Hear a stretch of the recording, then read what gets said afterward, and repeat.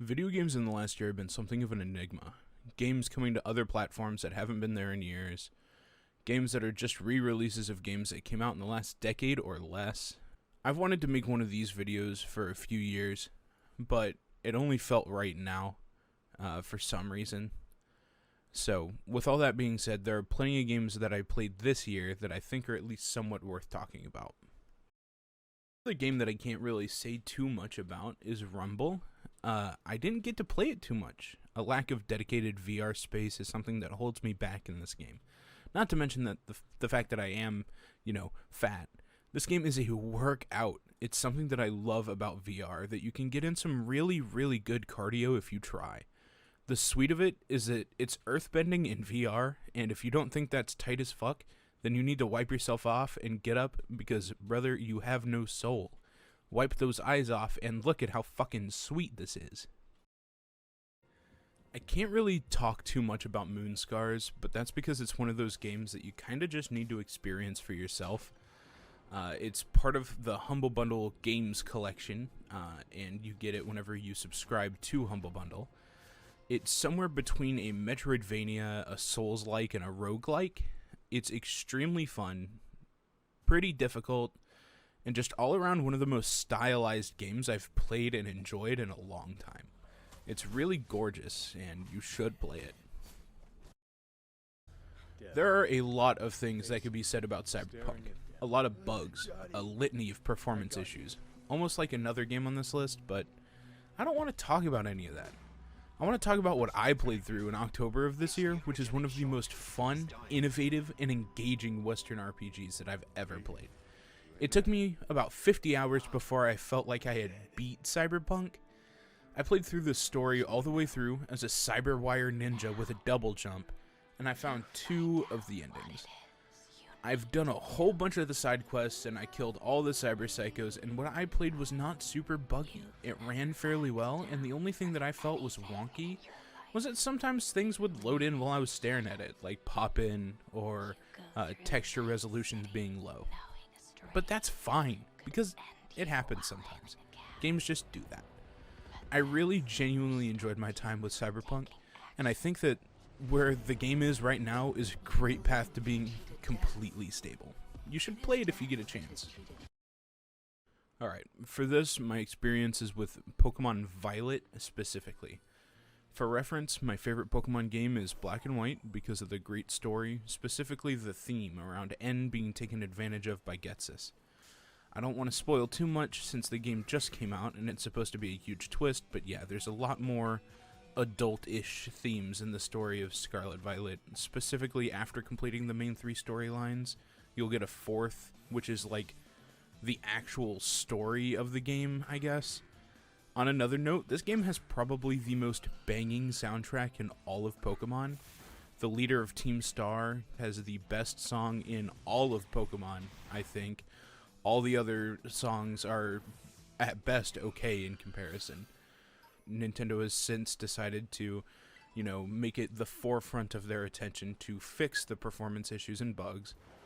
At the end, wow, what a video game. It's probably the most fun I've had with Pokemon since I was 12. If you know me, then you know that I love one thing: Slime Rancher. So when they announced Slime Rancher 2, I genuinely thought that I might faint from excitement. Slime Rancher 1 is one of my favorite games of all time and genuinely brought me out of a pretty bad place in my teenage years. Recently, same thing. I've been kinda down in the dumps, as has everyone since 2020. But then, boom, Slime Rancher 2 comes along, and it's more whimsical and more vibrant and more everything than Slime Rancher 1, and it's just everything that I could have ever wanted in a sequel. From new and adorable slimes to wonderful quality of life changes, Slime Rancher 2 is a very welcome addition to this list as one of my favorite games this year. I loved my time with it dearly, and I can't wait for next year when they begin adding more content. Well, even after telling you all last year how much I love Severed Steel, they went and made the game better by adding a roguelike mode. It's just beautiful. It's called Rogue Steel, and you get to pick modifier cards after each level to try and complete 10 levels, as the cards make it more and more difficult for bigger point counts. It's a wonderful addition to the game and caused me to immediately dump another 20 hours into the game this year. It's wonderful. Severed Steel is as good as ever, and you should still go play it because it's one of the best games this year. God of War Ragnarok is my personal game of the year as far as AAA games released this year are concerned. What a journey, man. The first game had the perfect overarching story that was super just linear, like, hey, this is where you need to go, and it made you feel shit. Ragnarok, while it still makes you feel shit, is the exact opposite, but in a really, really good way. Every 2 hours, it feels like the game's narrative changes, but it doesn't. It's the difference between wanting war, not wanting war, needing war, loving someone, hating them. It's just there all the time, the entire way through the game. It made me cry multiple times, and it was just a motherfucking ride. The combat is clean, concise, one of those easy to learn, hard to master type things. And it's just fun. It can get a little repetitive, just like any and all other hack and slash type games. This is a AAA game. What a great time.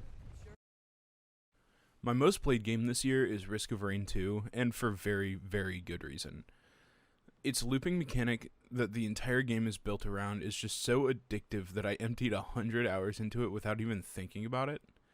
And quite frankly, the only thing keeping me from putting another 100 into it is all the other video games that are coming out between December and February. I have so much to play and only so much time to play them. But Risk of Rain 2 just had the perfect amount of everything. The perfect amount of enemies, upgrades, bosses, etc. On top of being a near-perfect video game in general, I think the second best thing about Risk of Rain 2 is the lore. I have read about half of the entire Risk of Rain 2 wiki just because of the lore alone. And every minute detail is described. All the lore logs and various other tidbits just breathe life into this game that it's already teeming with it. I forgot to write something down about it, so I'm just going to freestyle talking about Pokemon Legends Arceus for a second, because, wow, that game's fucking great. I did a living dex, or I almost have a living dex, because it's so fucking hard to get the guys. I put 50 hours into that game. I thought for sure whenever the game came out, it was going to be my most played this year, but I think that honor still goes to Risk of Rain. Speaking of which, the official KoiJesus game of the year has to be Risk of Rain 2. I love that game so much. I bought it for like 4 of my friends, and I bought it on my Switch, and I bought it for myself, and I bought all of them the DLC. I just love sharing things that I love with other people, so I think Risk of Rain 2 has to be my game of the year. That being said, go fucking play Risk of Rain 2. God damn, what a game. God damn.